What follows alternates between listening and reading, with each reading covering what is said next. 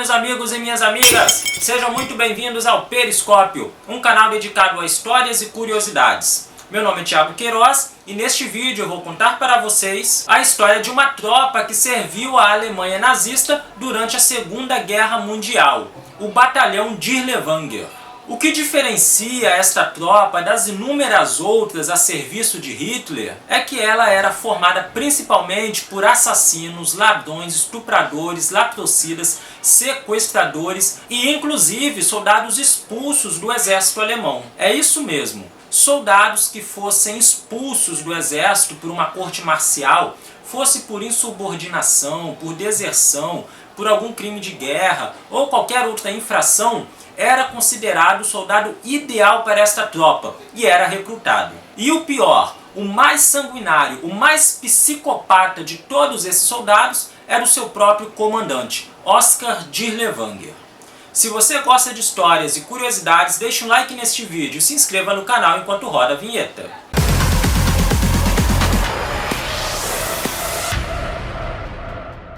Pessoal, durante a Segunda Guerra Mundial foi criada uma tropa especificamente para combater guerrilheiros na Polônia. Essa tropa já era estranha desde o início, pois ela começou recrutando caçadores ilegais. O seu comando foi entregue a um homem chamado Oskar Dirlewanger, um ex-soldado condenado por estupro e outros crimes. Os homens da chamada Brigada Dirlewanger agiam com extrema crueldade e brutalidade. Com o tempo, a tropa foi crescendo, ganhando corpo e recrutando todo tipo de delinquente. E ela cometeu crimes tão escabrosos que escandalizaram o próprio Adolf Hitler. Vamos conhecer a história deste batalhão, começando pelo seu comandante.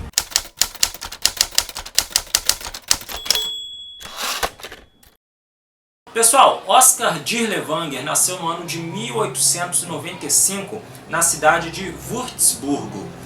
Logo no início da vida adulta ele se alistou no exército e inclusive lutou na Primeira Guerra Mundial e era considerado um bom soldado, tanto que foi condecorado por bravura com a Cruz de Ferro, uma grande honraria para qualquer militar naquela época. Mas a despeito dos seus serviços prestados no exército, Dirlewanger ele apresentava alguns problemas psicológicos, ele tinha um perfil psicológico delicado. Os testes apontavam que ele tinha tendências criminosas. Além disso, ele era dado a acessos de fúria, ele tinha acessos de fúria imensos, era capaz de quebrar qualquer coisa que estivesse a seu alcance, agredir qualquer pessoa que ele visse pela frente e às vezes por um motivo banal. E esse quadro psicológico ele foi agravado com a guerra, tá? Porque como ele lutou diretamente nos campos de batalha, todos os horrores que ele viu, né, os bombardeios, os soldados morrendo, né, todos os sofrimentos, a fome, a sede, pessoas feridas, enfim, toda a desgraça, né, que só quem realmente viveu uma guerra como aquela pôde presenciar, abalou muito o psicológico dele. Isso seria marcante em toda a sua vida. Além disso, ele tinha problemas de insubordinação, tá? Ora, ele só gostava de obedecer às ordens que ele concordava. Se ele discordasse, ele geralmente contestava. Tanto que no final da Primeira Guerra, em 1918, sua unidade recebeu uma ordem para render-se, mas ele se recusou a se render. Ele e um grupo de soldados se rebelaram e ele liderou cerca de 600 soldados que voltaram em estado de deserção, né, para a Alemanha. Após o fim da guerra, ele foi desligado do exército. Porém, ele não perdeu a paixão que tinha pela vida militar. Ele realmente gostava da rotina militar, a profissão que ele havia adotado, e se não podia servir a uma força militar, ele iria servir então a uma força paramilitar. Foi o que ele fez. Na década de 20, ele integrou milícias que combatiam milícias de esquerda na Alemanha. A despeito dos seus problemas psicológicos, ele mantinha sua vida civil e também seus estudos, sendo inclusive um homem muito inteligente. Tanto que em 1922 ele se formou em doutor em ciências políticas. E no ano seguinte, em 1923, ele entrou para a política, se filiando ao partido nazista, ao mesmo tempo em que passou a integrar a milícia que servia ao partido nazista, tá? Para quem não sabe aqui, o partido nazista ele tinha um braço armado que mais tarde daria origem às Waffen-SS, que eu vou falar mais detalhadamente daqui a pouco. Por hora, basta você entender que tinha um partido nazista e o partido tinha um braço militar, um paramilitar, melhor dizendo, né? Um braço armado. Qual era o trabalho desse grupo? Era prover a segurança da cúpula do partido, né, como um comício, por exemplo, né, numa carreata, alguma coisa desse tipo. Eles faziam a segurança. Os outros partidos também tinham seus braços armados, né, às vezes tinham confrontos nas ruas entre esses braços armados. Quando houve, por exemplo, o famoso putsch da cervejaria, que foi quando Hitler tentou tomar o poder na Alemanha através de um golpe, ele usou o quê? Essa força paramilitar. Então era uma tropa armada financiada pelo partido nazista. E Dirlewanger passou a integrar esse grupo. E além dessas atividades, ele também tinha empregos na sociedade civil, né? Entre 1928 e 1931, ele trabalhou em várias funções, teve vários empregos, né? Como, por exemplo, bancário, né? Trabalhava num banco, ele não era banqueiro, não era o dono do banco, era funcionário do banco, era bancário. E também trabalhou como executivo numa fábrica têxtil. A partir de 1931, Dirlewanger passou a ter vários problemas com a polícia. Por quê? Foi um período em que ele mergulhou de cabeça no alcoolismo, né? Ele já era alcoólatra antes, mas o problema só se agravou a partir da década de 30, e ele foi preso em várias ocasiões, tá? Houve uma vez, por exemplo, em que ele foi preso porque ele trabalhava numa fábrica que pertencia a um judeu. E ele estava roubando essa fábrica, né? E aí quando o patrão dele descobriu, denunciou, ele foi preso, foi processado. Posteriormente ele foi processado também por posse ilegal de arma de fogo. Também foi processado por alguns furtos. Conclusão, o cara tinha sérios problemas mentais, ele tinha dificuldades de obedecer regras. Ele queria fazer o que lhe viesse ao nariz, o que lhe desse na mente, o que ele quisesse, ele queria fazer. Era uma pessoa que tinha dificuldades de ver limites nas suas ações, né? E o mais grave aconteceria em 1934, quando ele foi condenado por 2 crimes. O primeiro, mais grave, que foi o estupro de uma jovem de 14 anos, pertencente à Liga das Garotas Alemãs, e também por dirigir alcoolizado um veículo pertencente ao Estado alemão e destruir. Ele bateu com o carro e destruiu o carro. Então foram 2 crimes, né? Aliás, 3 na verdade, né? O estupro da jovem, dirigir um veículo público alcoolizado e destruiu o veículo. E isso teve graves consequências em sua vida. Ele foi expulso do partido nazista, ele perdeu também o seu emprego, o seu doutorado, o diploma dele foi cancelado e perdeu também as honras militares, né, que ele recebeu enquanto estava servindo ao exército na Primeira Guerra Mundial. Ele cumpriu sua pena, uma pena curta de poucos anos, depois foi solto, mas voltou a apresentar problemas devido não só ao consumo de álcool, mas também de drogas. E como naquela época tinha os crimes de vadiagem, ele não conseguia mais emprego e consumia muito álcool e droga, ele apresentava problemas com as pessoas por onde ele passava, né? Ele chamou de novo a atenção das autoridades, foi preso e dessa vez enviado a um campo de concentração. Um tempo depois ele foi solto e aí ele decidiu voltar para o partido nazista, isso já no final da década de 30, né? O partido nazista já tinha inclusive alcançado o poder na Alemanha, e aí ele decidiu voltar para o partido nazista e integrar o braço armado do partido nazista, que a essa altura já se chamava Waffen-SS. Só que tinha um problema, ele não ia ser aceito, né? Até porque ele foi expulso do partido nazista por causa do comportamento prévio dele. Então ele jamais seria aceito. No entanto, isso não aconteceu porque ele tinha uma carta na manga.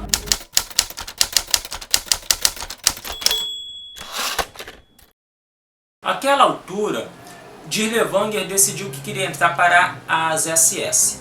No exército alemão, ele sabia que jamais seria aceito novamente. Mas havia uma alternativa.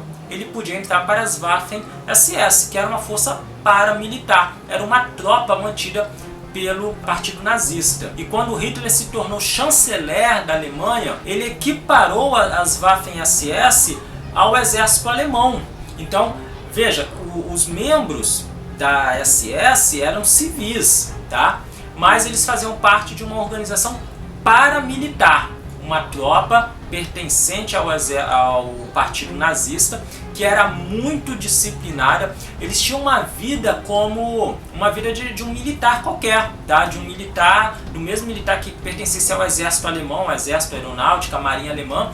Eles tinham a mesma vida, a mesma rotina. Durante a guerra, inclusive, eles lutaram lado a lado com o exército alemão, recebiam missões que seriam dadas ao exército alemão, eram divididas com a Waffen-SS. Só que aconteceu o seguinte, o financiamento dessa tropa não era feito diretamente pelo Estado. Essa é a diferença. Na prática, no dia a dia de um soldado do exército ou da SS, era o mesmo, o cotidiano era o mesmo. Só que o financiamento, quem pagava os militares alemães era o Estado alemão. E quem pagava o soldado da SS era o partido nazista. Essa é a diferença. Inclusive uma tropa paramilitar, normalmente ela é ilegal, né? Você não pode montar um exército aqui, por exemplo, né? Em qualquer país do mundo, ou pelo menos a maioria dos países do mundo, você não pode pagar um bando de homens, né, para obedecer, para se armarem e obedecerem os seus comandos, né? Isso é ilegal. Mas na Alemanha nazista, a SS era legalizada. E Dirlewanger, ele viu na SS, nas Waffen-SS, uma forma de recuperar o seu prestígio no mundo civil, depois que ele saísse da prisão, né?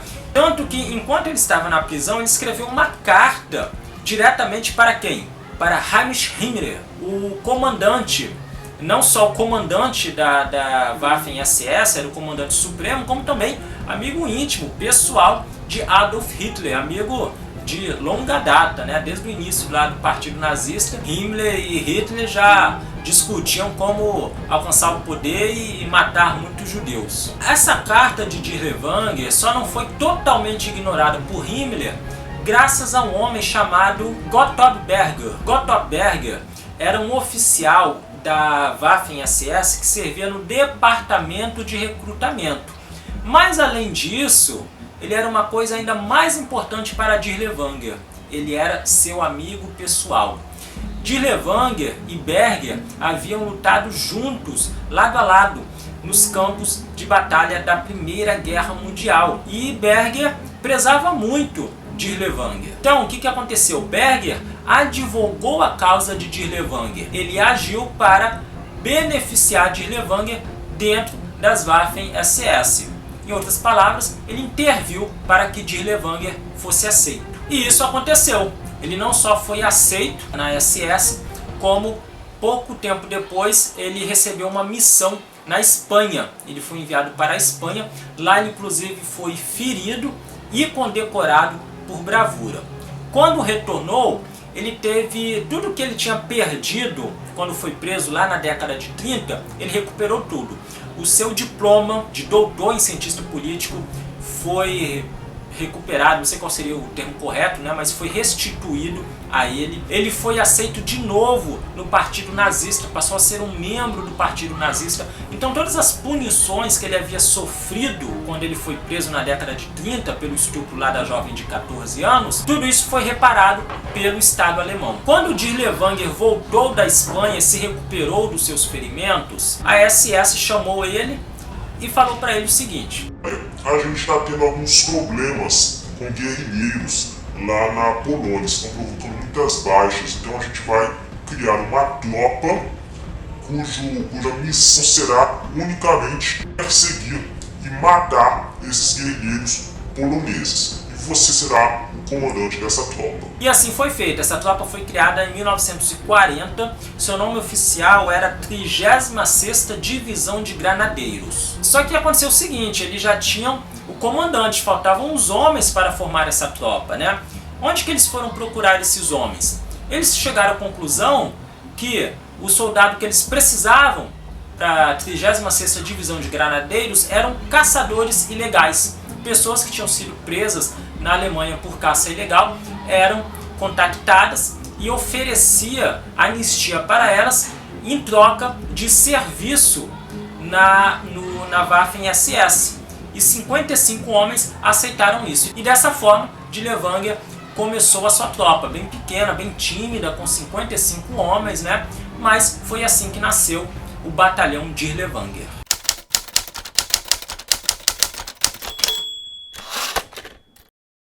Depois que a tropa foi formada, ela foi enviada para a Polônia. Aquele objetivo primário de perseguir guerrilheiros nas florestas foi alterado. Eles ficaram durante 1 ano e meio trabalhando como guardas nos campos de concentração lá da Polônia. Eles estavam precisando de guardas nos campos de concentração e chamaram a tropa, o batalhão de Dirlewanger, né? Com o tempo a tropa foi crescendo, mais homens foram sendo recrutados e além de caçadores ilegais, eles passaram a mudar o perfil também. Outros perfis lhes interessavam, sobretudo pessoas que apresentavam tendências para o crime. Então alguém que tivesse sido preso por crimes como estupro, assassinato, roubo, sequestro, eram especialmente interessantes para o batalhão de Dirlewanger. Também era muito interessante soldados que tivessem desertado ou tivessem sido expulsos do exército alemão. Tá? O cara era um soldado do exército alemão, fez alguma besteira muito grande lá, foi expulso. Esse cara era perfeito para o batalhão de Dirlewanger. Assim a tropa foi crescendo. A vida dentro do batalhão era bem complicado, tá? Deserções eram punidas às vezes com a morte, faltas frequentemente eram punidas com açoitamentos, fuzilamentos também não eram raros, né? Inclusive fuzilamento era uma pena para deserção. Soldados que desertassem, fossem capturados, poderiam ser fuzilados, mas ainda assim o cotidiano da tropa era tão duro que ainda assim muitos soldados ainda assim tentavam desertar, né? Muitos conseguiram, mas outros eram capturados e eram fuzilados. E a tropa foi crescendo, tá? Sempre recrutando pessoas com esse perfil psicológico que eu falei, né? Principalmente criminosos e pessoas com tendências ao crime, né? Não que necessariamente tenham sido presas, mas que apresentam uma clara tendência de desvio psicológico. Dirlewanger também, ele continuava tendo seus acessos de fúria. Inclusive, ele não gostava de ser contrariado, tá? Soldados que contrariassem frequentemente eram baleados na mão. Eles também eram muito indisciplinados, desordeiros, arruaceiros. Dirlewanger liberava o consumo de álcool e drogas pelos seus soldados, às vezes em serviço. Então, quando eles chegavam no lugar, eles tocavam um terror mesmo. Inclusive para os próprios soldados de outras unidades das SS e também para soldados do exército alemão, né? Porque eram soldados altamente disciplinados, capacitados e tinham uma outra tropa ali que nem era do exército alemão, uma tropa paramilitar e fazendo uma bagunça do caramba ali no local. As pessoas, os outros soldados naturalmente não gostavam disso. Então o que aconteceu? Começou a chover reclamação lá no alto comando alemão. Aí o que eles fizeram para tentar remediar isso? Eles deram uma missão para o Dirlewanger. Eles mandaram o Dirlewanger pegar os seus homens, que a essa altura já tinha centenas de soldados, e mandaram ele para a Bielorrússia para combater uma resistência que estava havendo lá. Quando chegaram na Bielorrússia, como é que eles trabalhavam? Eles iam na retaguarda. Então uma região que já estava sob controle alemão, por exemplo, quando tinha uma cidade onde estava havendo problemas, tá? Se descobria que se estava conspirando ali para reagir contra os alemães, ou havia, por exemplo, um grupo de guerrilheiros em um determinado local atacando soldados, o que eles faziam? Mandavam o batalhão de Dirlewanger para essa cidade. E aí, quando chegava lá, na maioria das vezes o que eles faziam era simplesmente matar pessoas indiscriminadamente.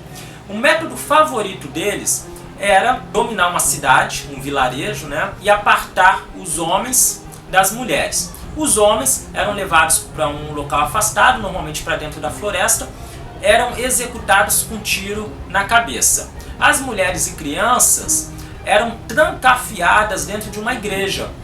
Né? Naquela época, os vilarejos todos eles tinham uma grande igreja principal, então eles colocavam as mulheres e crianças todos lá dentro, trancavam as portas e janelas e ateavam fogo na igreja. E pessoas que tentassem escapar do incêndio eram alvejadas. Essa era a principal diversão dos homens de Dirlewanger. Quando foi em 1944, aconteceria algo que seria vital para toda a guerra. Seria a reação da União Soviética. Naquele período, a União Soviética então começou a contra-atacar os alemães, que passaram a recuar, né? E o Dirlewanger e seus homens estavam já dentro da União Soviética. E aí, com a proximidade da linha de frente, chegando na região onde eles estavam, eles receberam ordens de retornar para a Polônia. Lá chegando, eles se depararam com diversas revoltas, tá? Havia muita resistência na Polônia, muitos guerrilheiros, muitos grupos guerrilheiros, financiados principalmente pelos aliados, né? E Dirlewanger e seus homens recebiam missões de sufocar esses grupos. A maior dessas revoltas foi a revolta de Varsóvia, onde eles arrasaram com a cidade de Varsóvia e cometiam os mais bizarros crimes que você puder imaginar, como por exemplo, queimavam hospitais com doentes dentro, massacravam a população civil, né, numa determinada região, matavam todo mundo indiscriminadamente, tá? Inclusive civis, crianças, mulheres, idosos, todo mundo, torturas, estupros, tá? Queimavam pessoas vivas. O que você imaginar de mais terrível essa tropa fazia, e fazia com muito gosto. Depois de um tempo, quando estava chegando em 1945, Dirlewanger recebeu ordens de seguir para a Hungria, onde ele deveria executar o mesmo trabalho lá, abafar revoltas. Mas aconteceu algo preocupante para Dirlewanger, que era o quê? O fim da guerra estava se aproximando.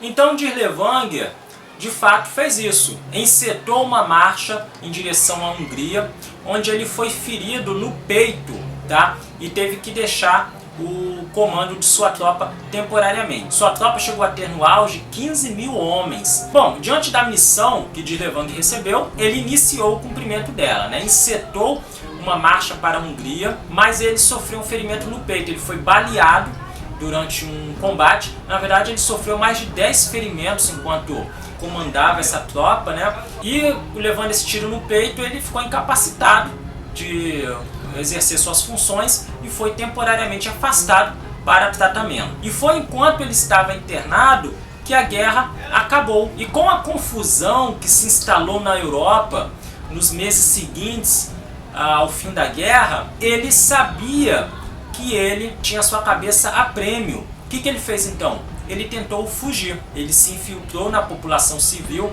inclusive providenciou documentos falsos, mas foi identificado em junho de 1945 na França. Soldados franceses o prenderam, descobriram a verdadeira identidade dele, que era Oskar Dirlewanger, um oficial de alta patente das Waffen-SS.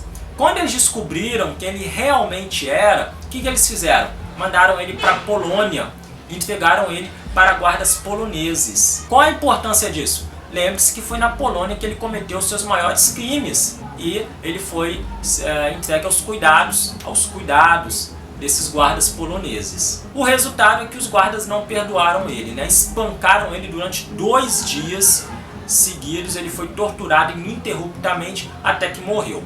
Não se sabe a data exata de sua morte, mas acredita-se que tenha sido por volta de 8 de junho. E quanto à sua tropa, o que aconteceu com o seu famoso batalhão Dirlewanger? O batalhão Dirlewanger, a maioria dos soldados morreram, tá? Até porque a tropa, muitos soldados ao longo da guerra, né, muitos soldados morriam e eram substituídos por outros que chegavam. Então a maioria dos que serviram no batalhão Dirlewanger morreram não só no final da guerra, mas também ao longo de toda a guerra. Quando ela terminou, estima-se que cerca de 700 deles sobreviveram ao final da guerra e se dispersaram. Qualquer identificação que eles tivessem de que pertenceram àquela tropa, eles se desfizeram, se infiltraram entre a população civil e a maioria continuou suas vidas. E com relação à sua tropa, o que aconteceu com ela? Quando a guerra acabou, muitos deles morreram nos combates finais ali e estima-se que cerca de 700 sobreviveram e conseguiram se dispersar. Com relação às suas vítimas, desconhece-se a quantidade exata, mas são estimadas em centenas de milhares. Para se ter uma ideia, só na revolta de Varsóvia, que foi onde eu falei que eles cometeram seus piores crimes, lá eles mataram cerca de 100 mil pessoas. Uma outra revolta muito importante, que foi na cidade de Wola, eles mataram cerca de 40 mil pessoas. Então suas vítimas totais devem rondar aí a casa dos 200, 300 mil pessoas. Nos anos seguintes, ao fim da guerra, muitos dos membros sobreviventes do batalhão Dirlewanger foram caçados, né? Quem conhece a história da Segunda Guerra são famosas, sabe que são famosas as histórias dos oficiais que eram procurados, né, foram caçados, alguns deles fugiram para outros países. A gente tem, por exemplo, a história do Joseph Mengele, né, que foi buscar refúgio aqui no Brasil, e muitos dos criminosos de guerra que eram procurados pelos aliados fizeram parte do batalhão de Irlevanger, né? Alguns que eles conheciam as identidades haviam feito parte do batalhão de Irlevanger. Inclusive, a última vez que se disse ter identificado um membro do batalhão de Irlevanger foi em 2009, quando autoridades alegaram ter identificado alguns antigos membros do batalhão vivendo na Alemanha e disseram que tinham a intenção de denunciá-los. Pessoal, então essa foi a triste história da divisão de Irlevanger, provavelmente a mais cruel tropa a serviço da Alemanha nazista. Eu espero que você tenha gostado do vídeo. Se você gostou, deixe um like, se inscreva também no canal, temos vídeos novos aqui toda segunda e sexta-feira. Deixe um comentário também dizendo o que você achou do vídeo. E já que você gosta desse tipo de história, eu quero aproveitar para sugerir que você assista um outro vídeo que eu fiz contando a história do Wilhelm Gustloff, um navio alemão que afundou no final da Segunda Guerra, matando cerca de 9.000 alemães. Tá? O navio foi afundado pelos soviéticos e é até hoje o maior naufrágio da história. Clica aqui nesse link para você assistir o vídeo, porque a história é realmente impressionante. Vale a pena assistir, garanto que você vai gostar. Tá ok? Muito obrigado então pela audiência, nos vemos no próximo vídeo, um grande abraço e tchau!